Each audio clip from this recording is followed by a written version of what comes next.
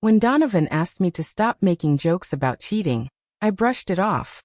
To me, humor had always been the glue in relationships, the way people stayed close. I was the sarcastic one, the teaser, the person who thought if you could laugh together, you could survive anything. But laughter, I didn't realize, can cut as easily as it can connect. Donovan was patient in ways I wasn't used to. He was gentle, steady, and kind, the sort of good that feels unreal when you're more accustomed to chaos.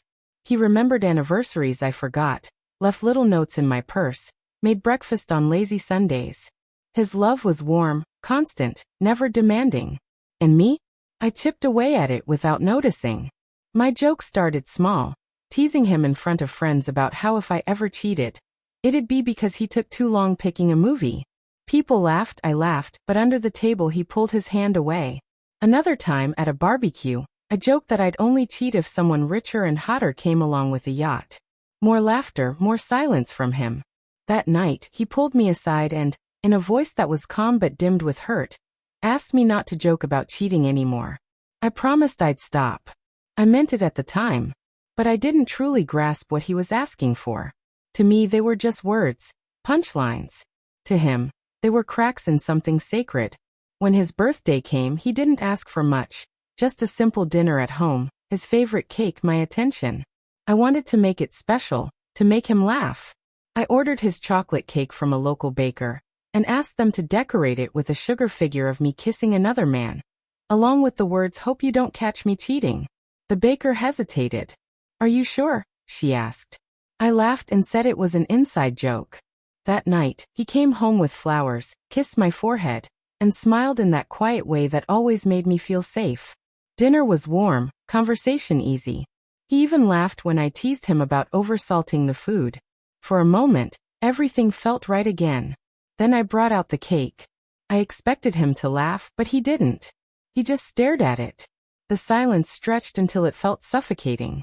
When he finally spoke, his voice was soft but heavy with hurt. "I asked you not to do this again. I thought you understood." I tried to brush it off, to play it down. "It's just a joke, Donovan. Don't take it so seriously." He stood slowly, his eyes never leaving mine. "You don't respect me. Not really. You make me the joke, even when I tell you it hurts. That's not love." I scoffed, defensive. "It's just a cake." He shook his head. "No. It's a pattern." Then he picked up his jacket, whispered, "I'm done," and walked out. The cake sat there untouched, perfect on the outside but carrying a terrible meaning. At first, I was furious. I called him, texted him, left voicemails, telling myself he was being overly dramatic and he'd come back once he cooled off. But the next morning, a message arrived that froze me. "I'm staying at Mark's for a while. Don't worry about me. Just think about how long you made me feel like a joke." That cut deeper than I expected. For the first time, I saw clearly what I'd been doing. Every sarcastic comment, every boundary I brushed aside, every time I laughed at his pain, I had been slowly eroding the love he gave me. I never cheated, but I made him feel replaceable. Eventually, he believed he was.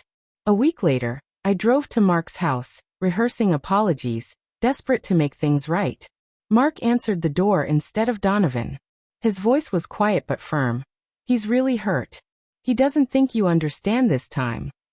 I went home to find the cake still sitting there, its edges dry and crumbling, a silent monument to my stupidity. It wasn't funny anymore.